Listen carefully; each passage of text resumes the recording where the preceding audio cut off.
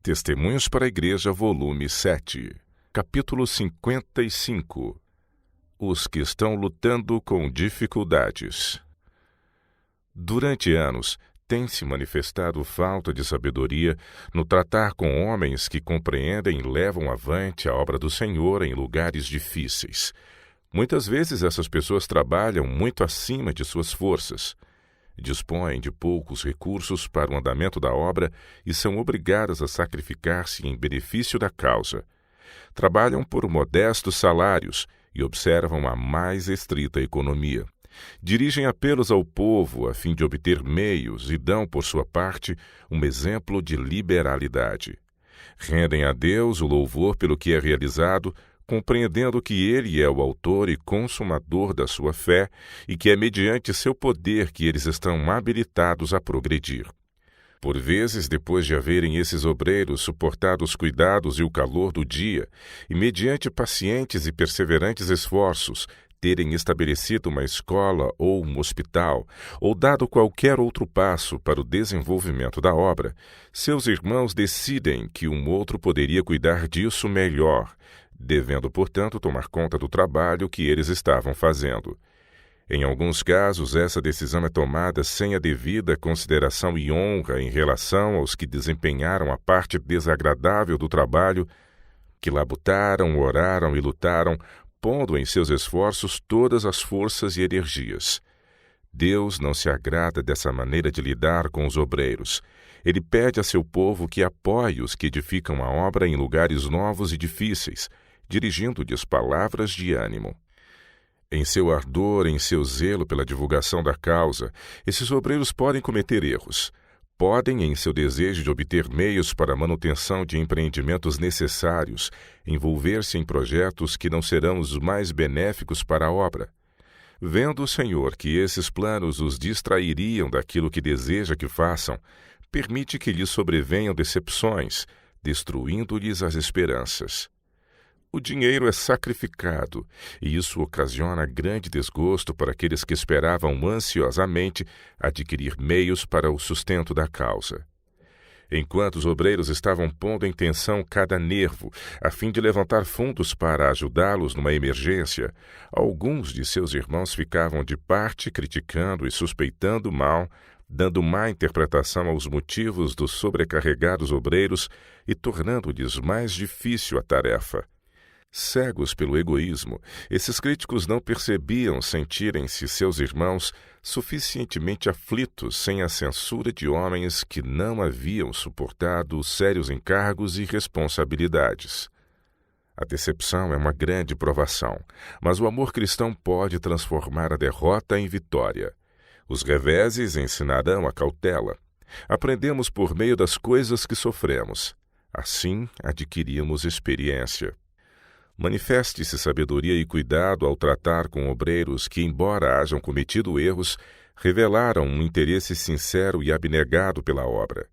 Digam-lhes os irmãos: não tornaremos pior a situação colocando o outro em seu lugar, sem lhes dar a oportunidade de reparar seu erro, de modo a livrar-se da carga de uma crítica injusta. Que lhes seja concedido tempo para se ajustarem, para vencerem as dificuldades que os rodeiam, e para se colocarem perante os anjos e os homens como obreiros dignos. Eles cometeram erros, mas teriam aqueles que deles duvidaram e os criticaram procedido melhor? Aos fariseus acusadores, Cristo disse: aquele que dentre vós está sem pecado, seja o primeiro que atire pedra contra ela. João capítulo 8, verso 7. Há pessoas precipitadas em seu desejo de reformar o que lhes parece não estar direito. Pensam que deveriam ser escolhidas para ocupar o lugar dos que cometeram erros. Desvalorizam o que foi feito por esses obreiros sob as críticas dos que os vigiavam. Dizem por suas ações: posso fazer grandes coisas, sou capaz de levar a obra avante com êxito. Tenho instruções para dizer aos que julgam que sabem tão bem evitar os erros: não julgueis para que não sejais julgados. Mateus 7, verso 1. Talvez possam evitar o erro em certos pontos, mas em outros estão sujeitos a cometer sérios desatinos, bem difíceis de remediar e que trariam confusão à obra. Esses erros seriam mais prejudiciais do que os que foram cometidos por seus irmãos.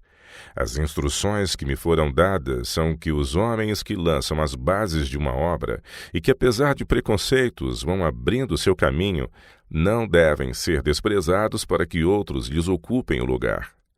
Há zelosos obreiros que, a despeito da crítica de alguns de seus irmãos, têm prosseguido avante na obra que Deus indicou para ser realizada. Fossem eles removidos da posição de responsabilidade que ocupam, e restaria uma impressão injusta a respeito deles e desfavorável para a obra, porque as mudanças efetuadas seriam consideradas como uma confirmação das injustas críticas feitas e dos preconceitos existentes. É o desejo do Senhor que não se dê nenhum passo que represente uma injustiça para com aqueles que têm trabalhado longa e ativamente para edificar a obra que lhes foi dada. Mudanças infelizes. São feitas muitas mudanças que melhor seria se nunca tivessem ocorrido. Muitas vezes, quando certos obreiros ficam descontentes, em vez de serem animados a permanecer ali e tornar sua obra bem-sucedida, são enviados a outro lugar. Mas eles levam consigo os mesmos traços de caráter que têm prejudicado o trabalho. Manifestarão o mesmo espírito diferente do de Cristo, pois não aprenderam a lição do serviço paciente e humilde. Insisto numa ordem diversa de coisas. Precisamos fazer mudanças nos grupos de obreiros em nossas associações e instituições. Temos de achar homens eficientes e consagrados, os quais devem animar e se unir na qualidade de auxiliares e colaboradores aos que carregam as responsabilidades. Haja uma harmônica união entre os novos e os mais idosos em espírito de amor fraternal. Não se façam, porém, mudanças bruscas na administração, de maneira a causar desânimo aos que têm trabalhado diligentemente e com êxito para levar a obra a certo grau de progresso. Deus não sancionará qualquer coisa que se faça, de modo a desanimar seus fiéis servos. Sejam seguidos os princípios de justiça por aqueles cujo dever é assegurar às nossas casas publicadoras, hospitais e escolas a mais eficiente direção. Chamado para o serviço. Deus chama obreiros. A causa necessita de homens experientes, os quais, colocando-se nas mãos do Senhor como discípulos humildes, se tenham demonstrado co-obreiros dele. Esses são os homens de que se necessita na obra do ministério e das escolas, os que se têm demonstrado preparados, que avancem e façam o que lhes for possível no serviço do Mestre. Que entrem para fazer parte do corpo de obreiros e, mediante esforço paciente e contínuo, demonstrem seu valor. É na água e não na terra que aprendemos a nadar. Preencham eles com fidelidade o lugar a que são chamados, a fim de se habilitarem a aceitar responsabilidades ainda maiores. Deus dá a todos oportunidade de se aperfeiçoar em seu serviço. Aquele que coloca a armadura para travar uma batalha ganha uma grande habilidade enquanto se esforça para aperfeiçoar seus conhecimentos de Deus, trabalhando em harmonia com o plano que Deus estabeleceu para o desenvolvimento perfeito das habilidades físicas, mentais e espirituais. Rapazes e moças, procurem crescer no conhecimento. Não esperem que algum teste comprove que são competentes, mas saiam em todas as direções e comecem a trabalhar para Deus. Usem sabiamente os conhecimentos adquiridos. Exercitem suas habilidades com fervor. Generosamente distribuam a luz que Deus lhes deu. Estudem a melhor maneira de dar aos outros a paz, a luz, a verdade e muitas outras ricas bênçãos dos céus. Melhorem constantemente. Procurem alcançar alto e sempre mais alto. É a habilidade de impor aos poderes da mente e do corpo, conservando sempre as realidades eternas em vista, que presentemente têm valor. Com toda sinceridade, busquem o Senhor, para que se tornem cada vez mais refinados, mais preparados espiritualmente. E então receberão o melhor diploma que alguém possa ter, a aprovação de Deus. Lembrem-se que seus talentos, grandes ou pequenos, são dados em confiança.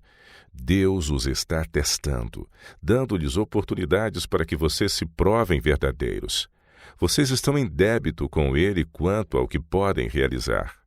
A ele pertencem todas as habilidades, e para ele devem ser usadas. Seu tempo, influência, potencial e habilidades, tudo deve ser creditado a ele que tudo concede. Os dons de Deus são melhor usados por aqueles que buscam, com sincera diligência, divulgar o grande plano do Senhor para salvar a humanidade, lembrando sempre que devem continuar como aprendizes enquanto ensinam. Como jovens, envolvam-se nesse trabalho e, a despeito das muitas dificuldades, tenham êxito. Não deixem que nenhuma proposta diferente os leve para outro trabalho e que o trabalho começado por eles seja transferido para pessoas mais idosas e mais experientes. É verdade que os nossos jovens lutam com dificuldades, cometem enganos, mas se prosseguirem com perseverança, seus fracassos se transformarão em vitórias. Prezados colegas, continuem no trabalho que começaram. Avancem até que obtenham vitórias após vitórias.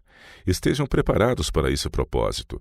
Mantenham em vida a mais alta norma, para que possam realizar mais e maiores obras que reflitam a glória de Deus. Deus dotou alguns de seus servos com talentos especiais e ninguém está autorizado a rebaixar a excelência dos mesmos. Pessoa alguma, no entanto, deve servir-se de seus talentos para se exaltar. Ninguém deve se considerar como havendo sido mais favorecido do que seus semelhantes, nem se exaltar sobre outros obreiros sinceros e diligentes. O Senhor olha para o coração. Aquele que é mais dedicado ao serviço de Deus, mais altamente estimado é pelo universo celestial. O céu está observando para ver como os que ocupam posições de influência se desempenham de sua mordomia. O que se exige deles nesse caráter de mordomos é proporcional à influência que exercem. Em seu trato para com os homens, eles devem ser como pais justos, brandos, verdadeiros. Devem assemelhar-se a Cristo no caráter, unindo-se com os irmãos pelos mais estreitos laços de unidade e comunhão.